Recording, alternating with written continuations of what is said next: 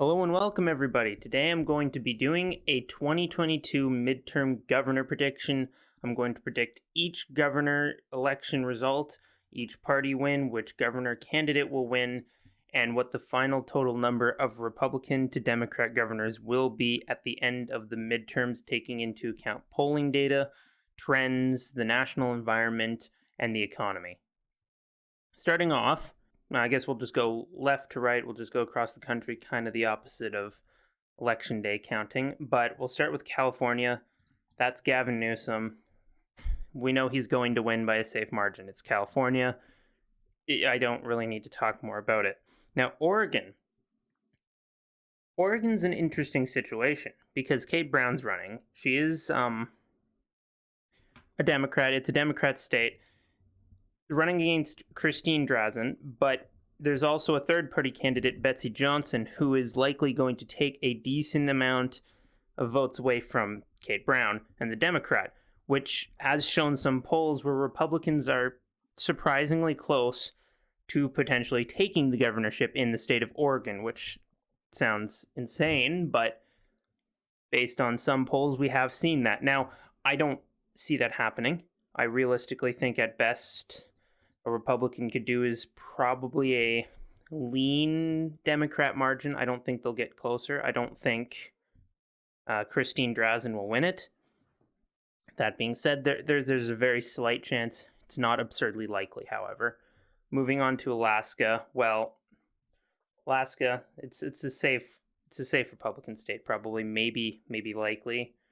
Or Mike Dunleavy. He's an incumbent. Isn't he? I think he's an incumbent. I don't remember much about him. Yeah, he's an incumbent. He'll probably win it by likely, possibly safe. I don't know for sure, but we'll see. Next, there's Nevada. Now, Nevada, Steve Sisolak, the incumbent, is running Democrat, but the party in the state, the Democrat Party, is not doing very well. And the state itself is trending right, especially in 2020, despite a very Democrat national environment, very left-wing environment, the state still trended to the right and got closer for Trump. Now, I don't think it'll be a massive margin, but I do see Joe Lombardo. I'm fairly certain Joe Lombardo will win it. He's a good candidate. I think probably maybe tilt. There's a chance it could be lean, but I think it'll just be tilt. It'll be tilt. Yeah. Idaho is safe R. Brad Little's going to win it. I don't see how he wouldn't. Now, Hawaii, safe Dem. There's no point in talking about that. Hawaii is probably the most Democrat state in the country. I really don't see how Josh Green would lose, but hell froze over. Now Arizona, that one's an interesting one. That one, polls do have Katie Hobbs sometimes up a little bit, but most of the consensus on polls show it as a toss-up, and realistically, polls are, in general, underestimate Republicans, and in a red wave environment, including the economy and how bad of a candidate Katie Hobbs really is, I don't see Kari Lake, who is a great candidate, losing. I realistically, I think she'll win by a lean Republican margin. It won't be tilt. It'd be close to tilt, but it'll be lean. It won't be likely. But with her winning, and then on top of that, Blake Masters probably winning his Senate election in the midterms as well, there will be some very, very good candidates in Arizona. Moving on, we also have Wyoming, safe Republican, don't really need to talk about that. Kristi Noem will win South Dakota. Nebraska, Jim Pillen will win, probably safe as well. Colorado, it'll be Democrat, but I don't think it'll be safe. I think it'll probably be a likely D margin. Jared Polis will win. He's a pretty popular governor. He's kind of trying to play the moderate card a lot of the time, which is, I think, helped his polling, despite him not really being a moderate. He kind of plays that way, so it helps him. But it could be closer, but I think it'll probably be the likely Democrat margin. Now, New Mexico. This could go either way. It's definitely toss up. It's very, very close who I would actually give it to. Polls and some of the consensus amongst a lot of the predictions say lean Republican, not Republican, lean D, but I think Ron Chetty is a good candidate. I'm pretty sure Ron Chetty will win, but no more than a tilt, and it's very possible it goes the other way and the Democrat wins it. I don't remember who's running against him. Isn't it like Michelle something? Yeah, Michelle Lujan Grisham. Michelle Grisham, sure. Kansas. That one's an interesting one. A very Republican state with a Democrat governor. Now, that being said, I don't think she's going to win. Actually, I'd very much doubt she's going to win. No, I don't think she'll win. Based on the state just being a red state and kind of being a weird election where she even won in the first place, I'm going to have to give it to Derek Schmidt. He'll win. I'm going to only put it as a likely. I don't think it's a for sure safe R, but it'll be likely. I don't see Laura Kelly winning. I really don't. Now, Texas, sorry. Oklahoma, Stitt will win. I don't, it's not likely. Actually, it's probably impossible that, yeah, no, I don't, there's no chance Kevin Stitt would lose. He's a very good candidate. He's a good governor. And Oklahoma is a very Republican state, so it would make no sense. Anyway, now Texas, this one might be a little controversial, my take on this. Most polls have him around Greg Abbott up over Beto O'Rourke, the loser who has lost so many times that he's decided he's going to keep doing it until he has no self-esteem left. It's safe. Republicans will win it safe. O'Rourke's not going to win. He's not a good candidate, especially not for Texas. He will not beat Greg Abbott, with polls already having Abbott up 8, considering the national environment and the economy and the border crisis and the value of guns in Texas. There's no chance O'Rourke wins Texas. No chance in hell. Maybe likely, but for this cycle, I'm putting Texas as safe, especially with the trends of Latino voters in the state as well. Minnesota. I don't know what it is with Minnesota. I don't know why this state always votes so blue, but it's going to, Tim Walz is going to win. I've seen some polls that show it kind of close, but Tim Walz will win. It's just the way Minnesota is, it's going to end up that way no matter what. Iowa, I'm pretty sure that's Kim Reynolds. She will win, and it'll be safe. No question about it. It'll be safe. Arkansas, Asa Hutchinson. That'll be a safe Republican as well. Don't really need to go in any more depth about that. Now, Wisconsin, this one's a bit interesting. This one, the primaries just happened. We just saw Tim Michels, the Republican candidate, the Trump-endorsed Republican candidate, win the primary over the more establishment candidate. We already know, backed by the establishment conservatives in the House, that being Kevin McCarthy, those kinds of guys. Now, originally polling and everything showed that at best, if Tim Michels won, it would be by a very small margin. But with the FBI raid recently happening, support is galvanized behind Trump, increasing his overall influence and basically turning him into a political martyr. That, as a result, led to Michels winning by around 4%. And I think that small boost overall from the FBI raid will also boost into the primaries. Into the midterms, like it did with the primaries. And realistically, I think Tim Michels will win this. It'll be close. Wisconsin is kind of trending right. It's pretty much a Republican state as it is. The 2020 election was a fluke. In 2016, it went for Trump. But I do see it going for Tim Michels this time, and he'll be a great governor for Wisconsin. Pritzker's going to win Illinois, probably safe. There was a point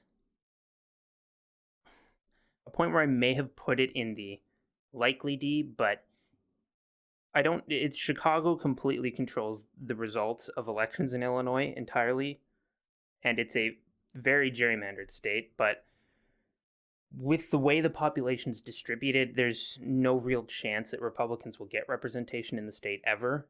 Chicago controls it. It'll be a Democrat state for quite a while, and as a result, Pritzker will win. Now, Tennessee, this is Bill Lee. It'll be safe R. I don't need to say any more about that. Ohio will be safe R. Mike DeWine. I don't know why his name slipped my mind. He's not my favorite governor. I have issues with him. He's done some good. He's done some bad. He's not amazing, but he's polling quite far ahead, and Ohio shifting very fast to the right. It'll be a safe hold for Republicans in the midterms, midterms, especially the governorship. DeWine will hold it. Now, Michigan. This one, most are saying this. Most are saying this is probably the result. Now, this is probably very wishful thinking, but I do think there is a chance that Tudor Dixon, her being a great candidate, will win the Michigan governorship. It's not likely. It's very unlikely, actually. But it is possible, and I do think she can pull it off, and I think will by a very, very, very razor-thin margin. Very thin margin. And it's very likely that Whitmer wins. Probably will. But, I can hope. That being said, Dixon would be a great governor. Hopefully she wins. Make sure to get out and vote for these America First candidates as well in the midterms. We need to take back the country from the Democrats, especially with what they're doing right now with the weaponization of our institutions. Alabama, Kay Ivey. I don't like her as a governor, but it'll be safe. It's Alabama. Georgia, I'll put it as likely. Likely. Stacey Abrams isn't going to win. There was a point where she was kind of close in the polling, but she said so many stupid things, and she's kind of like Beto O'Rourke, except for stupider. She won't win.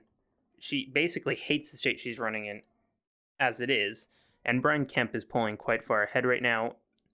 He's a decent governor. He's not amazing, but he's decent. He'll win by probably around 8 points. And that being said, I don't know as much about the Senate election in the midterms. That could go differently.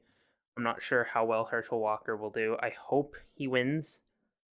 He may not.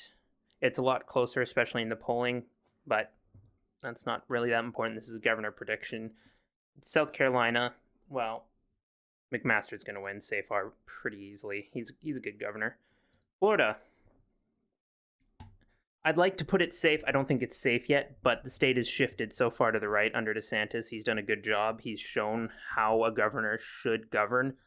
He's a great example for any future governor of this country, similar to what I think Kari Lake will be for Arizona. He's done so much. He's helped with the state's overall economy. He's kept it running despite the horrendous lockdowns. He didn't push any of these unfair anti-freedom policy that most other states, even many Republican states, pushed during the COVID hoax of a pandemic. And we all know about his attack against the grooming and his fight with, corporations trying to push their ideology on children.